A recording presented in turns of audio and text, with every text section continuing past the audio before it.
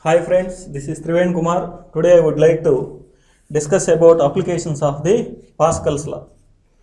First of all, the Pascal's law is nothing but if we applying some pressure on the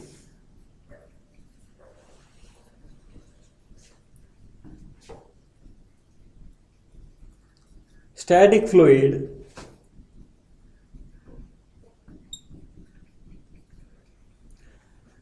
then it transmitted in all directions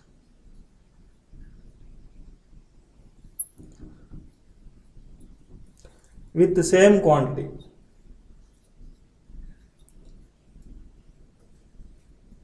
Simply, if there is a static fluid, we are applying some pressure on the static fluid. The applied pressure is distributed to all directions with the same quantity. Generally, the Pascal's law applications are hydraulic machines. In real life, these applications of Pascal's law, this hydraulic press is used in power steerings in vehicles, hydraulic brakes, and hydraulic lift in garages and the earth movers like bulldozers and cranes. There is the major phenomenon of applications of Pascal's law based on the hydraulic press. First of all, one of the application is hydraulic lift. By observing, if we observing the hydraulic lift in garages, there is a small amount of force applied by the mechanic. Due to that small amount of force is also useful to lift the vehicle in other side. Okay, by observing the construction of the hydraulic lift, there are two cylinders.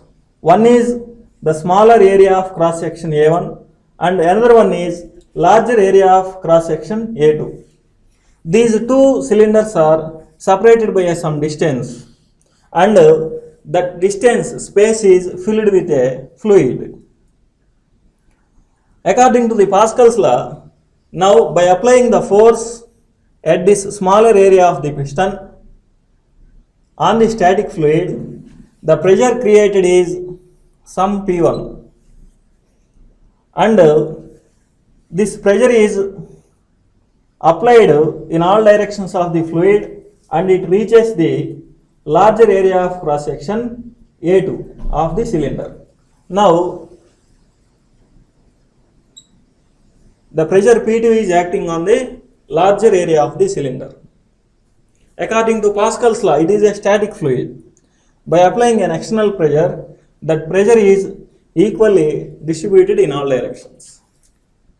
Now the formula for the pressure at here is, it is F1 by A1 and at here it is F2 by A2. Pressure is nothing but normal force acting per unit area of the cross section. By equating these two terms, F1 by A1 is equals to F2 by A2.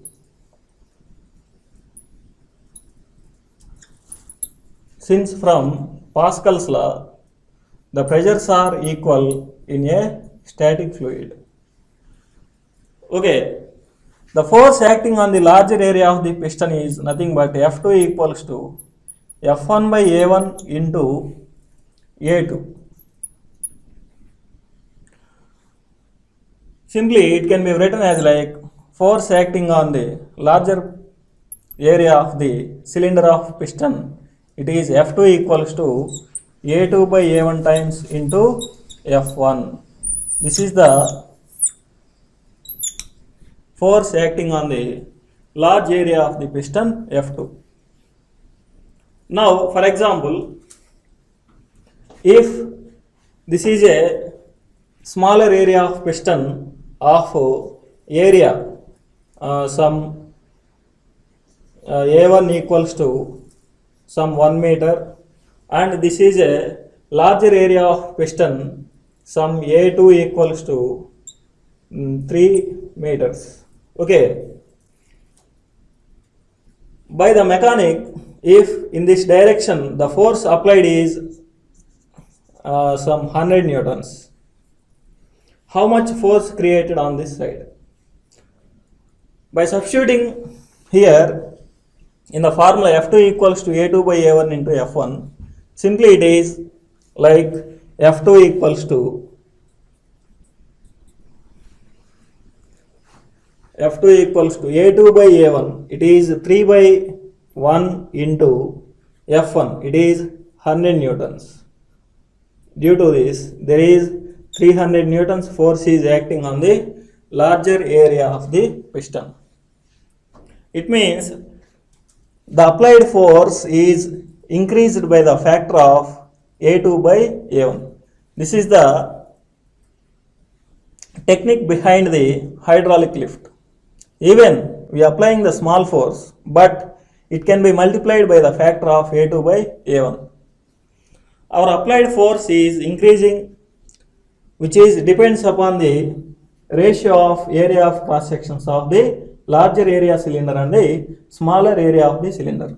Now in this example, there is an area of 1 meter of small area of the cylinder, and there is an area of large area of cylinder is some 3 meters.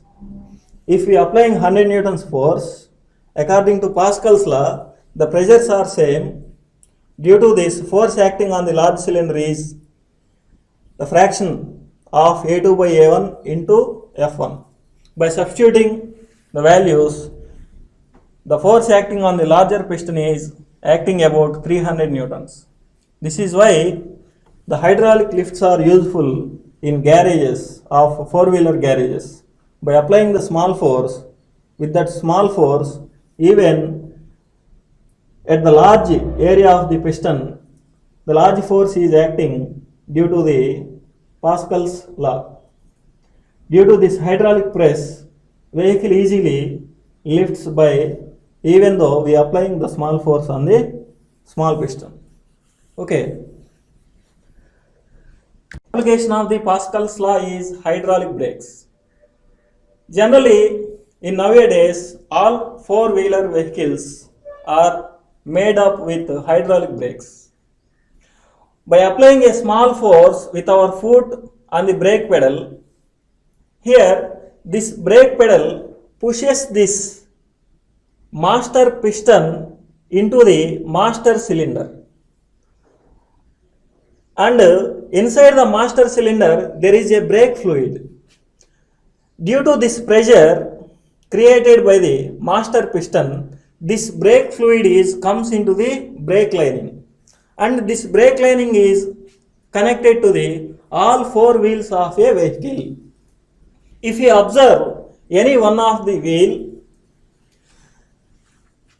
by pressing the brake fluid with the master piston, this brake fluid is transmitting into the brake lining as like this. Now this brake lining is transmitted through any one of the wheel like this, and there is a large area of the cylinder.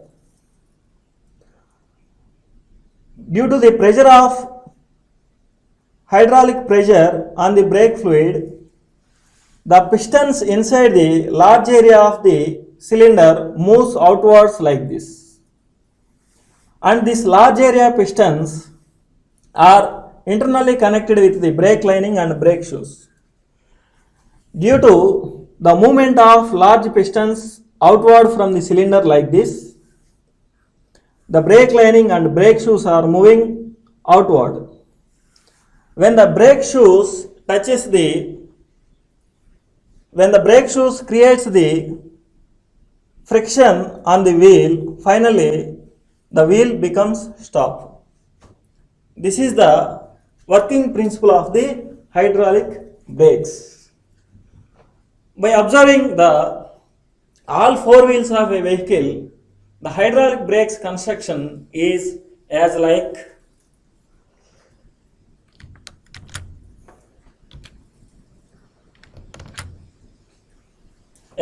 this. Here, how the hydraulic brakes are constructed for the four-wheeler vehicles. Okay, there is a foot pedal. On the foot pedal, with our foot, we applying the brake force. And there is a lever arm between the master cylinder and the brake pedal. This is called lever arm. By applying the brake force on the foot pedal, this lever arm pushes the master piston into the master cylinder. This is the master cylinder. And there is a brake fluid in the master cylinder, and this brake fluid is in the pipelining, and the some of the brake fluid in the wheel cylinder pistons also there. By pressing the foot pedal with our foot, this master piston pushes this brake fluid inside the master cylinder. Now this brake fluid is transmitted through all four wheels. This hydraulic press is transmitted through all four wheels. We observing any one of the wheel cylinders, due to this hydraulic press on the brake fluid, the wheel cylinders containing large area pistons, these large area pistons are moving outside from the cylinders, and these large area pistons are connecting with the brake shoes. Finally, the brake shoes creates the pressure on the friction on the wheels. Finally, due to this frictional force on the wheel, finally the wheel becomes stop. One of the main advantages of these hydraulic brakes is the brake force is applied same in all four wheels. The hydraulic press is applied for all four wheels is same. This is the applications of the Pascal's law. There also, by applying the pressure on the static fluid, this hydraulic press is acting in all directions with the same quantity. Here also, with our foot, we pressing the pedal. This hydraulic press is created on the brake fluid, and this hydraulic press is equally distributed to the all the four wheels of a vehicle. This is about hydraulic brakes. Force of buoyancy. The force of buoyancy means it is the resultant force acting on a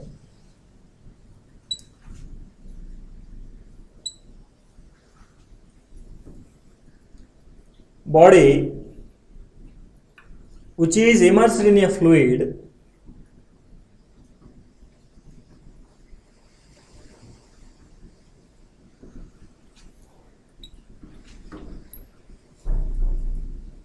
and this resultant force is due to fluid pressure,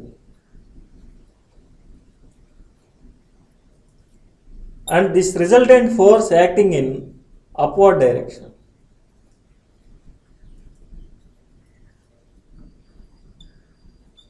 Simply, force of buoyancy is nothing but it is the resultant force, and it is due to fluid pressure acting on a body which is immersed in the liquid in upward direction. This is called force of buoyancy.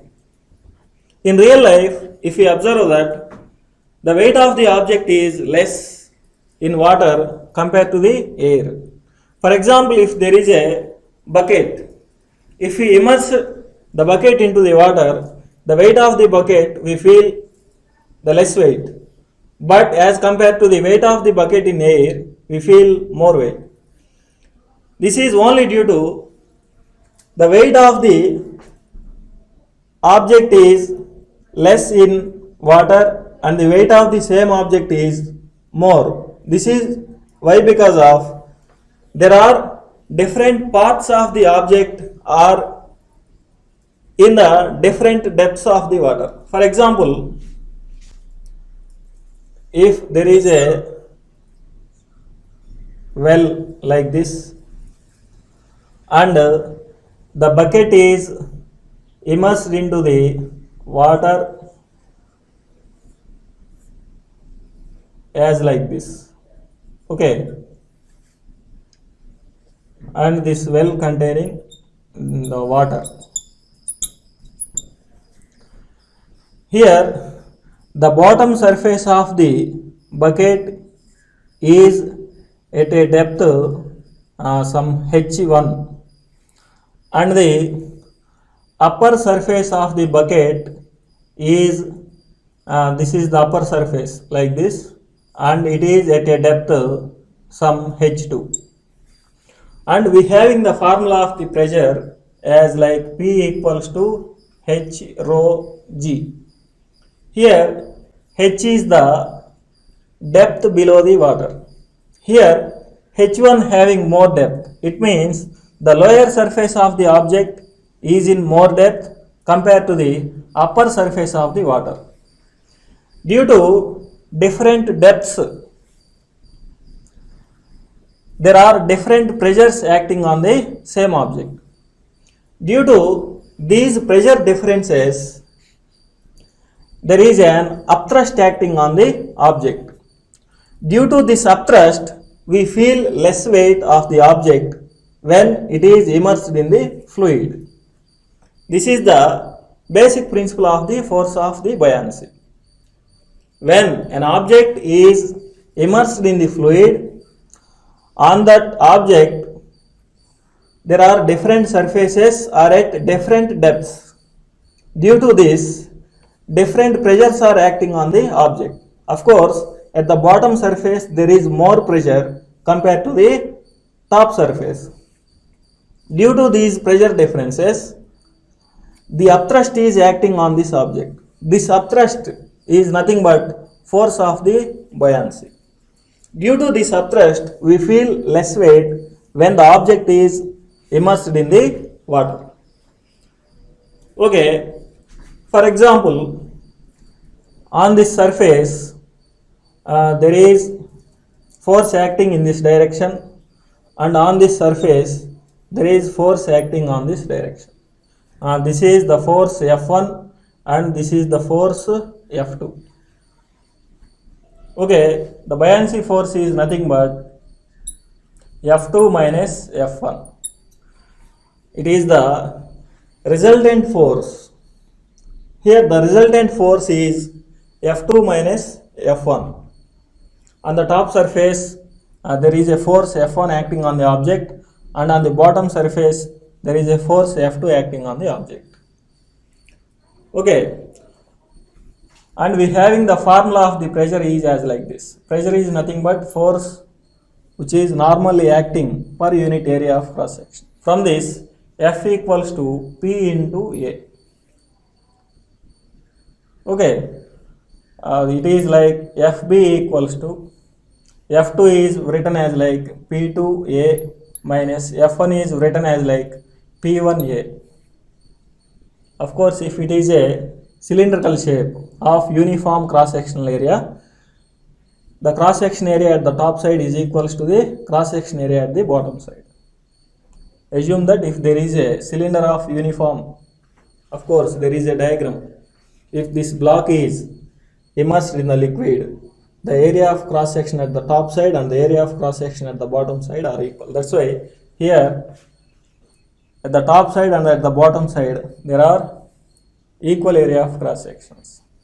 By solving this, force of buoyancy is equals to the common term area of cross section on getting common, it is A into P2 minus P1.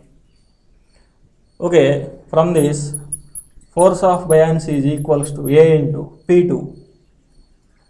The pressure acting at the bottom side of the object is some H2 rho G minus the pressure acting at the top side of the bucket at the top side of the object is H1 rho G, and there is also a common term, it is A. By getting common rho G in both terms, it is H2 minus H1. Here the H2 minus H1 is nothing but the height of the object. Okay, from this force of buoyancy is equals to A rho G H, where this is the height of the object H. Okay, and again A into H. If this is like a cylindrical object, if for example, if it is like a cylindrical object, when it is immersed in the liquid and the volume for the cylinder is its area of cross section into height.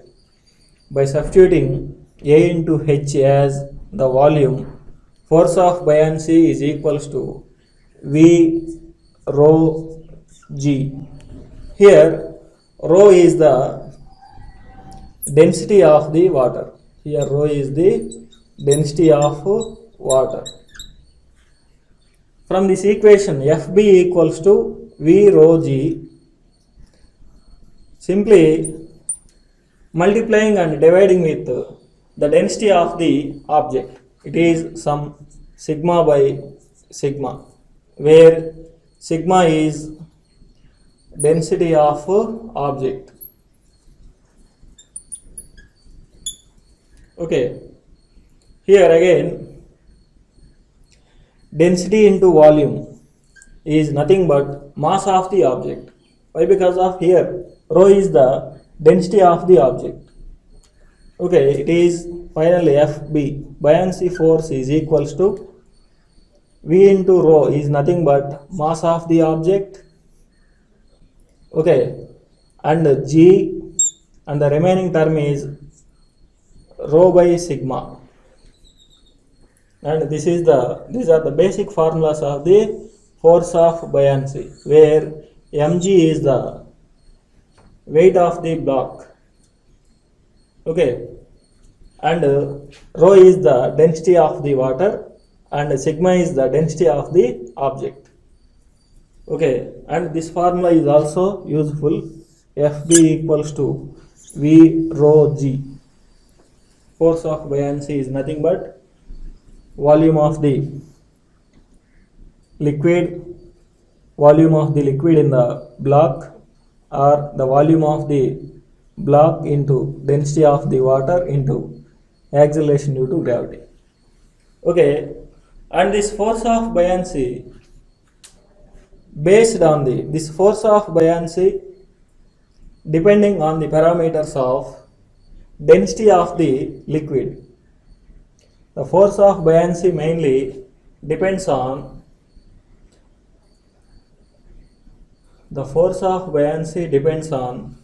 density of liquid and value of G, acceleration due to gravity.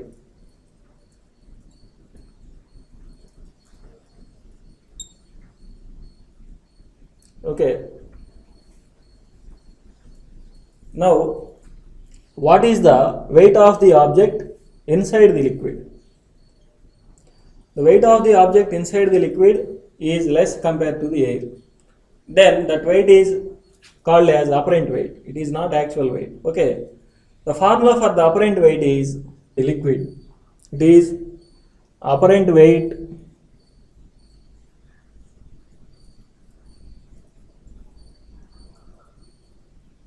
is equals to actual weight minus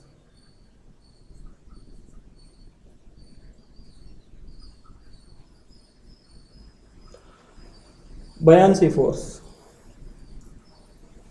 By substituting the values, the actual weight of the object is mg minus the value of buoyancy force is mg into rho by sigma.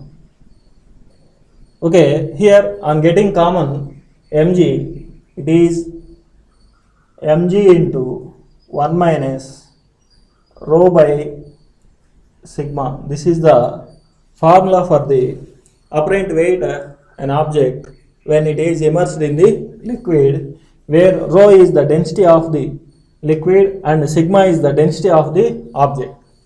Okay, this is about force of buoyancy. Now Archimedes principle.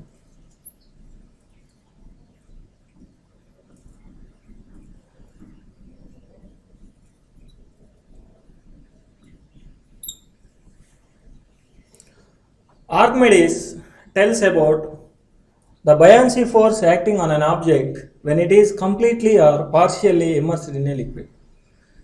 Here, Archimedes tells about the buoyancy force acting on an object when it is completely or partially immersed in a liquid. That amount of buoyancy force is, according to Archimedes, the buoyancy force acting on an object when it is immersed in a static fluid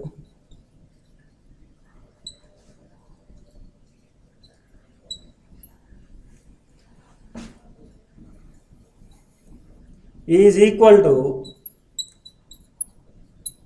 weight of the liquid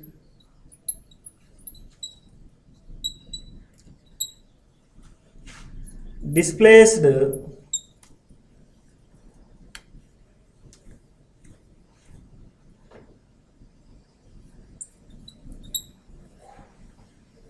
in upward direction.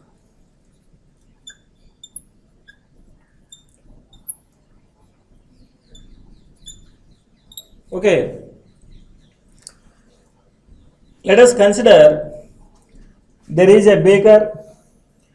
Initially, the water level of the beaker is at here. This is the initial level of the liquid. Okay, if any object is immersed into this static liquid, for example, if an object which is immersed into this static liquid, now the liquid level is rises to a some height.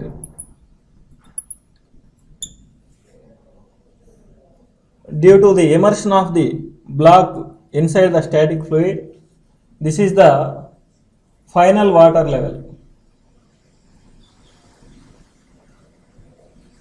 Now, according to Archimedes, the buoyancy force acting on this block is equals to weight of the water level displaced in the upward direction. Now, this is the portion of the water level which rises in upward direction when the block is immersed in the liquid.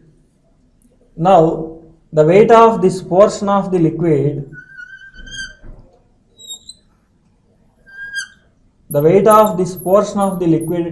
tells about the buoyancy force acting on this block.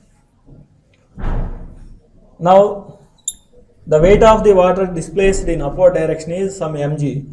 This can be written as like mass is nothing but volume into density of the liquid into g.